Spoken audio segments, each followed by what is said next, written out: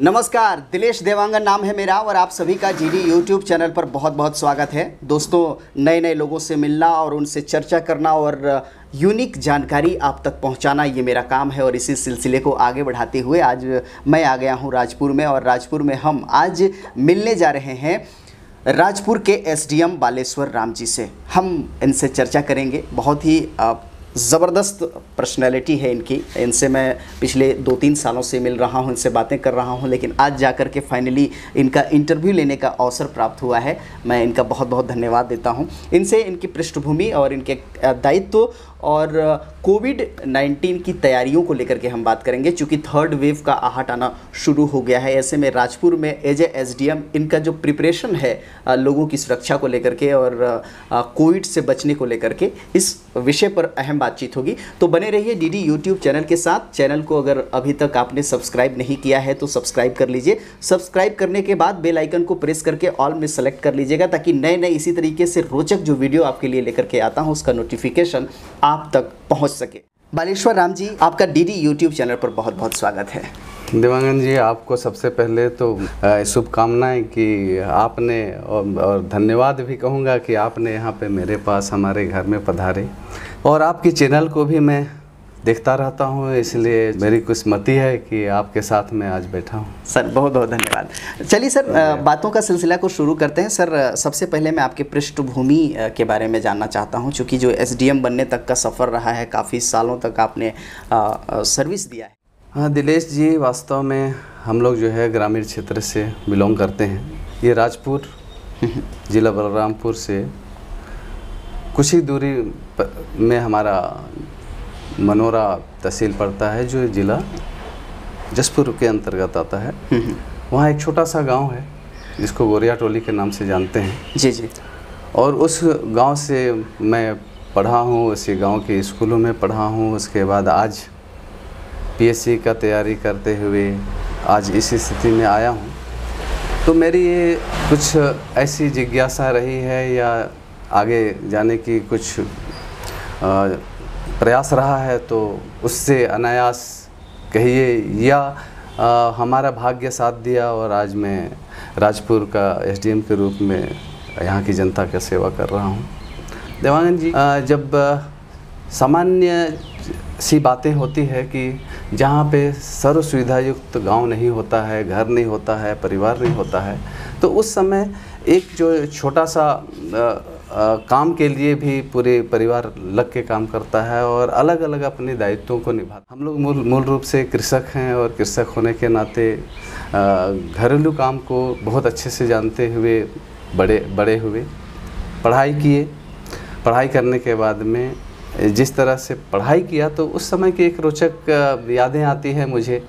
तो दिलेश जी, मैं एक बताना चाहूँगा। जी जी प्लीज़। कि जो लम्हे रहे हैं जो बचपन का, हमारे मम्मी पापा और मैं तीन ही केवल रहते थे।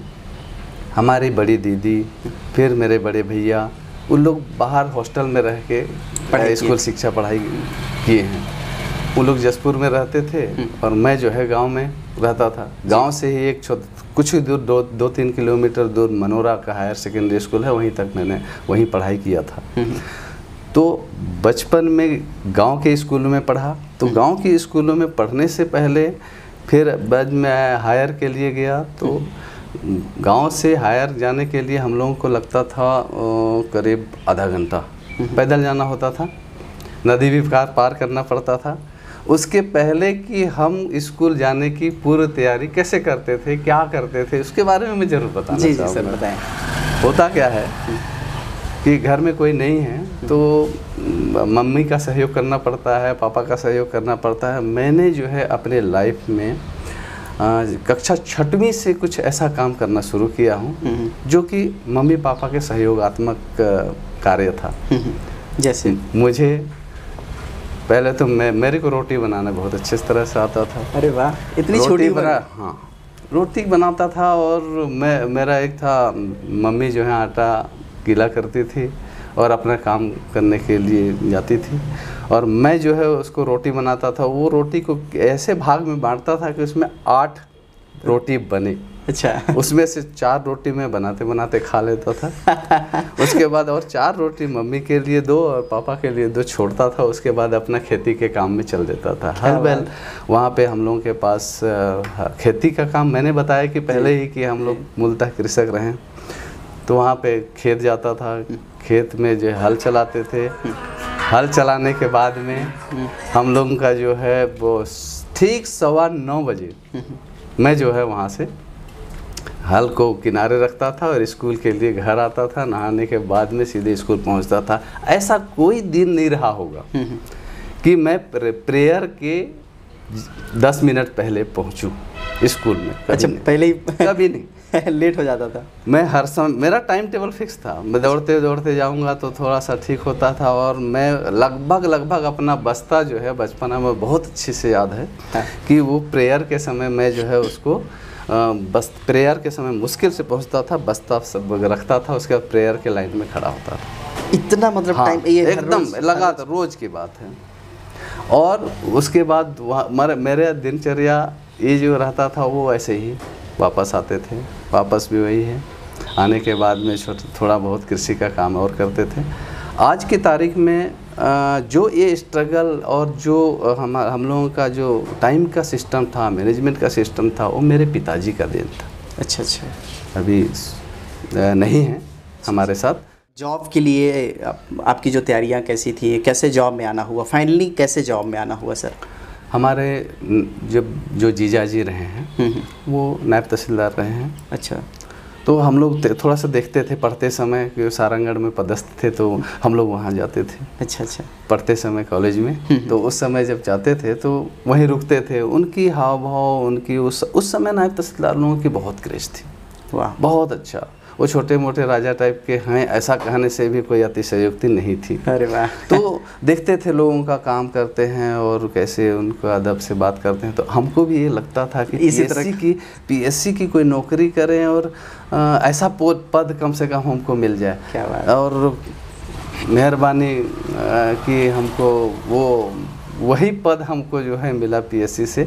लेकिन इससे पहले मैं शिक्षा डिपार्टमेंट में भी हायर सेकेंडरी स्कूल के लेक्चरर के रूप में पदस्थ रहा हूँ। 3-4 साल पढ़ाया हूँ। क्या बात। और उसी बीच में थोड़ी बहुत और तैयारी करता था। और जो सब्जेक्ट मुझे मैं परीक्षा देता था पीएससी का, उस समय दो सब्जेक्ट में देना होता था एग्ज़ाम, तो वो 2 सब्जेक्ट मेरे वहाँ पे उस स्कूलों में मिल गए। तो मैं 11वीं और 12वीं के सभी क्लास को मैं जो है सभी सब्जेक्ट को पढ़ाता था। तो उससे मेरी तैयारी बहुत अच्छी हुई और उससे ये हुआ कि मुझे पीएससी में चयन होने में सर बहुत सहयोग किया। कौन से साल की बात है सर जब आप पीएससी फाइट किए? ये 1994 पीएससी से है। अच्छा अच्छा। और 1994 और पदस्थापना हमारा 1996 दिसंबर था। पहला नायब तहसीलदार के पद पर कहाँ सेवा देने का मौका मिला था सर? सबसे पहला मेरा सेवा था तिल्दा नेवरा तहसील में, जो आज की तारीख में ज़िला रायपुर है। रायपुर से महज 35 किलोमीटर दूर है रायपुर। सर तहसीलदार का जो पद होता है अमूमन मैं पूछने की कोशिश करता हूँ कि जो राजस्व के मामले हैं, किसानों से जुड़ा हुआ मामला होता है, ज़मीन जगह की जो लड़ाइयाँ हैं बाखूबी आप तक कभी भी पहुँचते होंगे।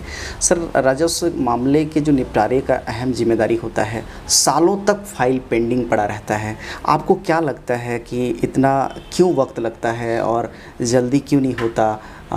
उसमें जितना जल्दी हो सके उसके लिए आपके तरफ से क्या प्रयास होता था? कृषि से जुड़ा हुआ ग्रामीण एरिया से बिलोंग करता हूँ, तो इसमें मैं बहुत अच्छे से जान सकता हूँ कि ज़मीन जायदाद का झगड़ा क्या होता है। और उसी पद में हमको काम करने का मौका मिल रहा है।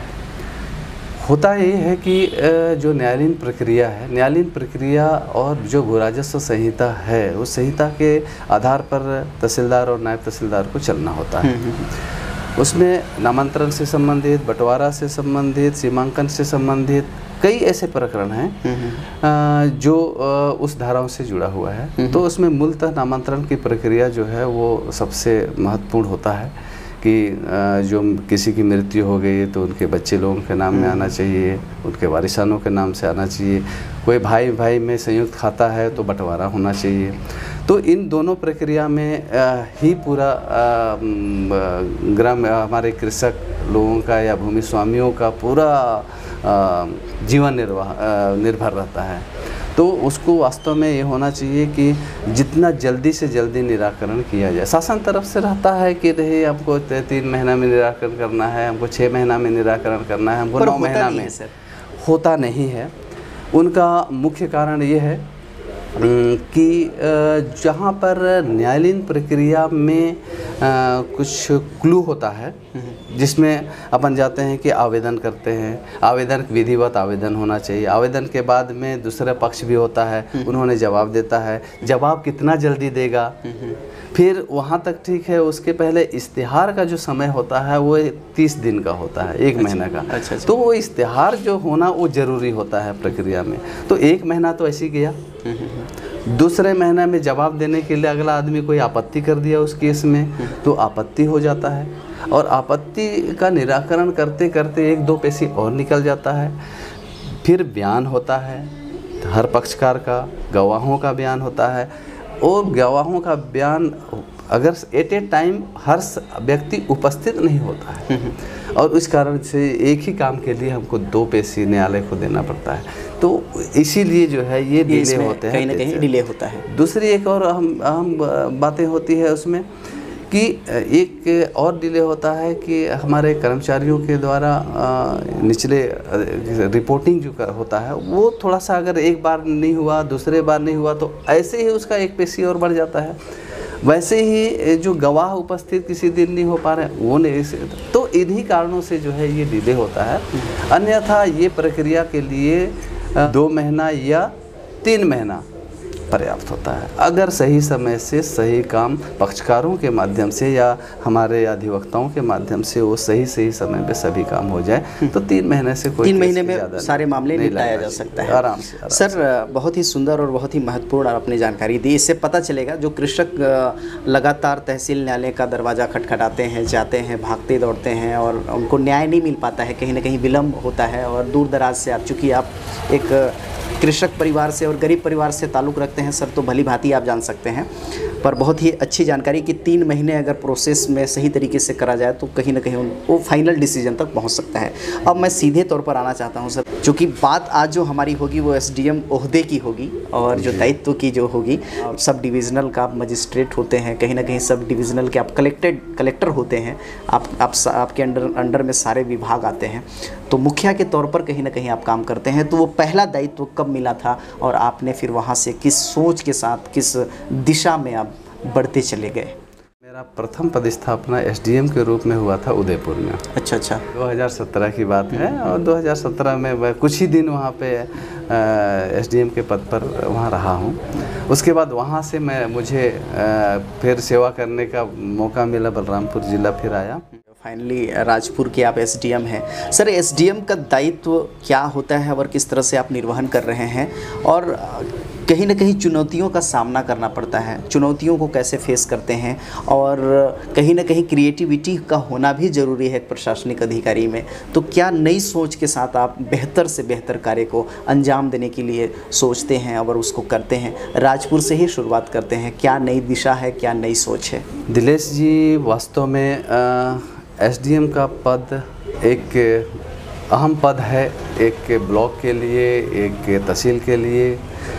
एक तहसील हो सकता है, 2 तहसील हो सकता है, 2 ब्लॉक भी हो सकते हैं एक अनुभागीय अधिकारी के दायरे में। तो यहाँ पर सभी विभागों का या सभी विभागों से संबंधित कार्यों का एक पर्यवेक्षणी काम ही होता है यहाँ पे, और हमको सभी विभागों के बारे में, सभी विभागों की योजनाओं के बारे में सबको अमल करवाने में हमारे तहसील स्तर के या ब्लॉक स्तर के जितने अधिकारी हैं, हर विभागीय अधिकारी, उनको सबको कोऑर्डिनेशन के आधार पे हम लोगों को आगे ले जाने का काम होता है। मैं जब यहाँ पर राजपुर SDM के रूप में हमें काम करने का आदेश प्राप्त हुआ, सौभाग्य मिला, तो उस समय मैं एक सोच लेके आया हूँ कि हमारा राजपुर में किसी भी विभागीय या किसी भी क्षेत्र में जो शासकीय कार्य हैं उसमें कहीं भी मैं पीछे न रहूं। अच्छा। कहीं भी किसी अध्याय में पीछे नहीं रहूं। उसमें कुछ हद तक तो सफलता मुझे मिलती है, लेकिन कहीं हमारे अन्य कर्मचारियों और उनकी हम जितना सोचते हैं उतना ही नीचे का, जब तक व्यक्ति उतनी आगे उतना एग्रेसिव होकर अगर नहीं सोच के काम करता है तो हम उस लक्ष्य तक नहीं पहुंच पाते हैं। तो उसके लिए अपने तरह से उसको पुश करना पड़ता है, किसी डिपार्टमेंट को या किसी कर्मचारियों को। तो वो हम प्रयास करते हैं कि वो हम आगे ही रहें। कि 2-3 लक्ष्य मेरे थे यहाँ पे आने से पहले, कि रिकॉर्ड जो है यहाँ पर जितना रेवेन्यू का रिकॉर्ड है, उस रेवेन्यू का रिकॉर्ड को मैं अद्यतन करने का प्रयास करूँ। उसमें हमारा बटांकन हो सकता है, ज़मीन का नक्शा अद्यतन हो सकता है।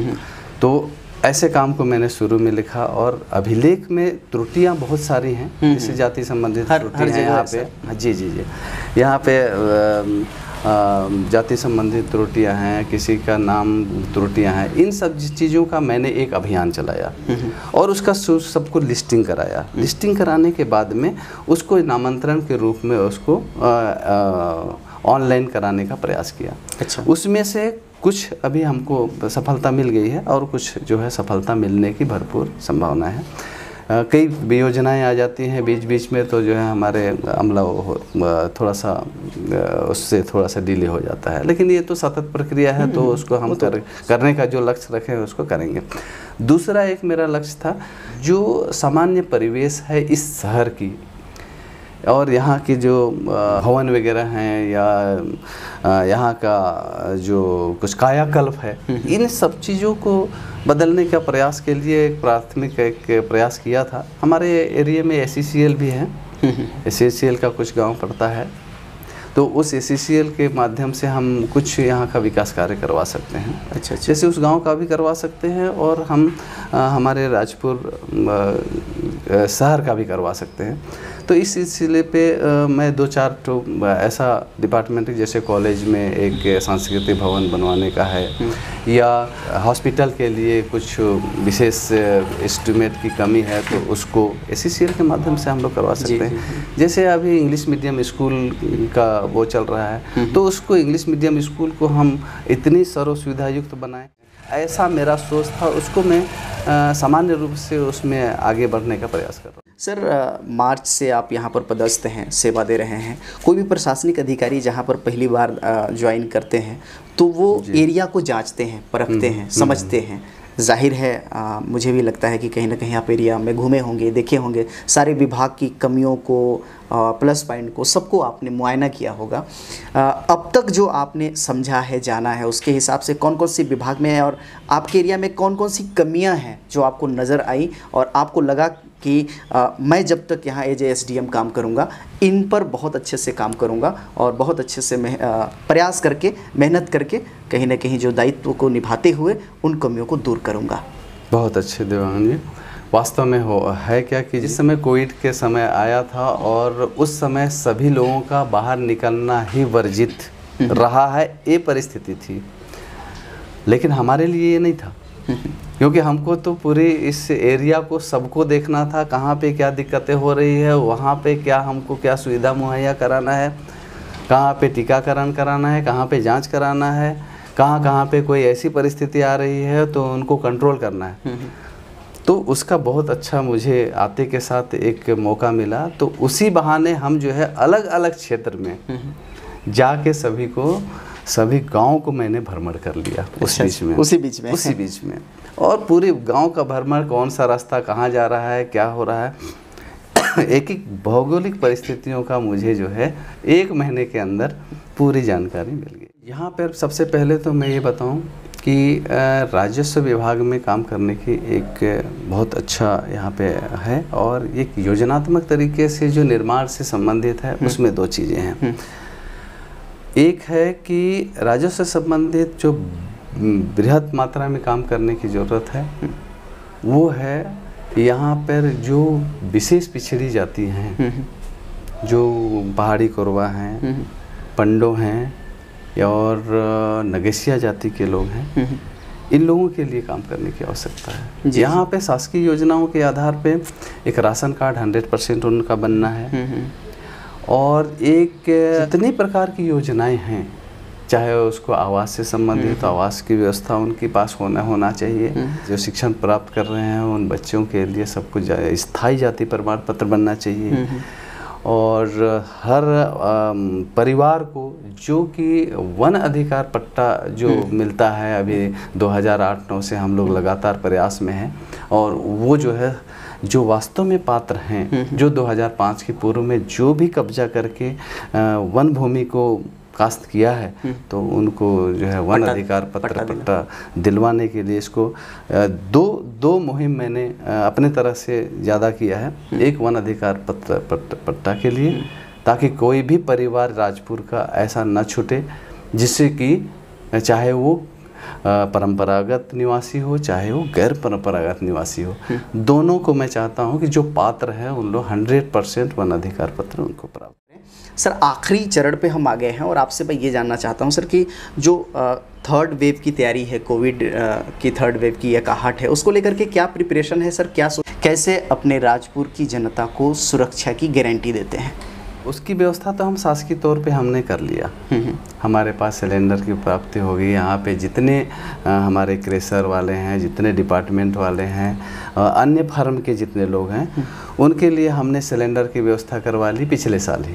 अच्छा। और कोविड हॉस्पिटल भी हमने तैयार कर लिया है। उसमें कम से कम 20 ऐसे बेड हमने तैयार कर रखा है, जिसमें अगर कोविड के जो है बहुत कठिन मरीज आ रहे हैं कि जिसको अपन कह सकते हैं कि उनको हॉस्पिटलाइज करना ही पड़ेगा, तो ऐसे मरीजों के लिए हमने यहाँ पे राजपुर में व्यवस्था कर लिया है। उसका टीकाकरण हमने जो है बहुत हद तक उस टीकाकरण में सफल पा लिए हैं।